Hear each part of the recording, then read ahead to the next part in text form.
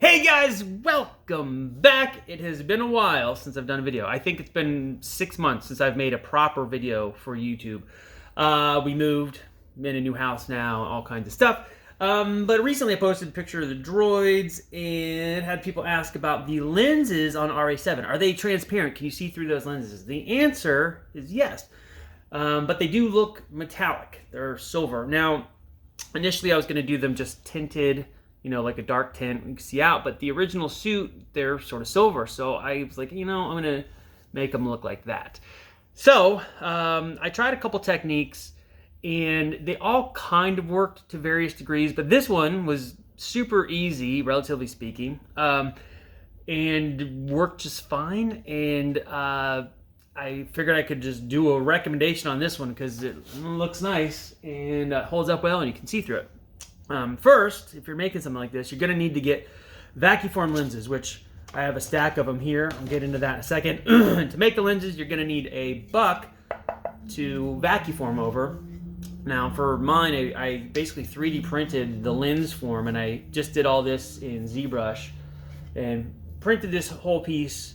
I didn't use any support material or anything, just printed it, and then did a bunch of cleanup, even though these little spots here are actually perfectly smooth. It looks funny, but it's perfectly smooth.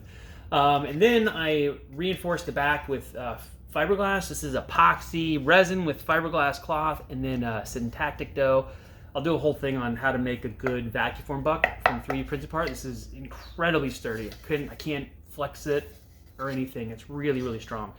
So, gotta have a buck to make your lenses. Now, these lenses are made out of PETG, which comes in a big roll like this. This is I get the very thin stuff. You could do it in a thicker one if you want, but it's not really necessary. I think this is like 32nd of an inch or something. It's really, really thin. And the reason I have extras is because I dropped the buck off with a friend to do vacuforming because I don't have a heater for my Vacuform anymore. So he made me a bunch. And then when I was doing the tests, I used some of these for the testing to kind of come up with a method that worked well. And this is what I came up with. So here's kind of what one of these lenses looks like up close. Now the one in the suit actually has a third layer. This is 2-layer stick. The one on the suit has a third layer, which you don't really need. I kind of stuck it in there just in case, but I really don't think it's necessary. But I did a tinted layer.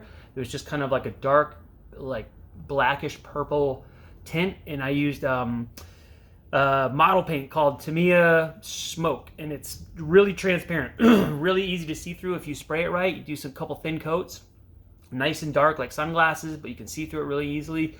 So that's what's on the inside. You don't need that for this effect. But here's how I did these. So I've got an inner layer like this. This was like a test piece because this one came out really thin. So I did a test and you can see through. It's like looks hazy as all get out on camera, but it's actually like a little easier to see through looking through it this way. And then I just used a blank lens to cover this, and it protects it. So now the silver paint won't come off. Now I tested this with all clad and it worked all right, but I was having a little bit of an issue with getting too much haze on the inside of the lens.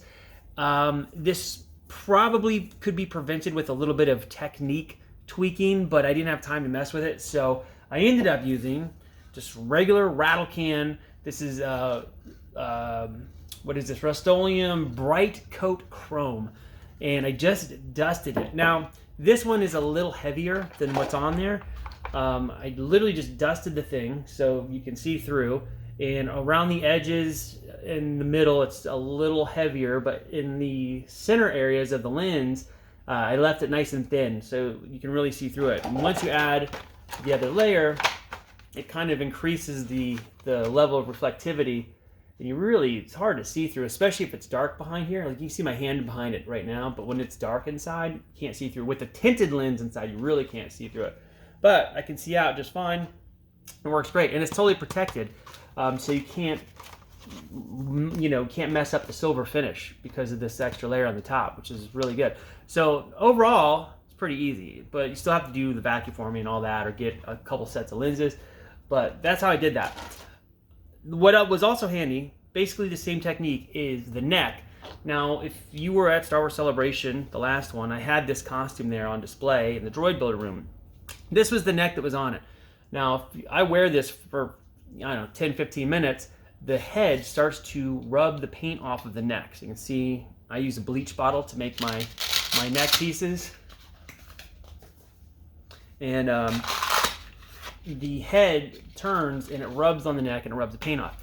Unlike C-3PO, where the neck is attached to the head, so when the head turns, the neck turns with it, and it lasts a very long time, the RA-7 does not do that.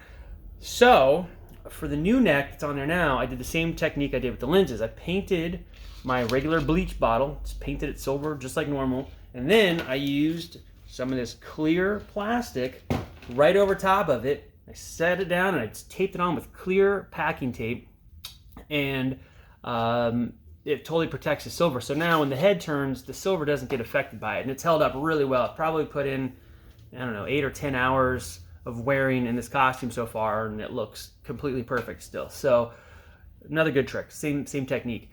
Yeah, and that's that. And again, with this neck is made with the template for my C-3PO, which is over here.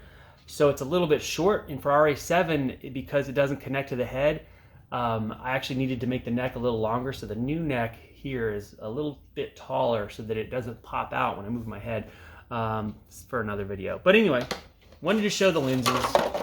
This is how I did it. Dusted silver coat on a blank lens, and this one, again, this is like a test one, so you can see those marks. And these marks that you see here, that is where fingerprints are. It's actually like the silver sort of almost like a static cling to where my fingerprints were. So you can see those dark spots. That's just where the more the silver kind of grabbed in areas that I had touched. So if you're gonna do this, on those other ones, I cleaned the lenses with alcohol, and I wore gloves the whole time so that I wouldn't touch anything after that. So I cleaned them with alcohol, kept my gloves on, and then did the silver, and I did not get those little like spotty effects. It's nice and clean gradient. But anyway, silver on the outside, clear plastic protective cover, boom, and now you got a silver lens you can see through, and it's protected, won't wear out. You can put weathering on it or whatever, and that's how it works, and that's how that's done. Anyway, that was a long video to describe something so short, but hopefully it's helpful to some of you. And I gotta get back to practicing making these videos because it is awkward when I have not done it in a while. So I'll be back soon. Thanks for stopping by. I'll see you kids soon. Too many soons, too soon. Ugh. Bye.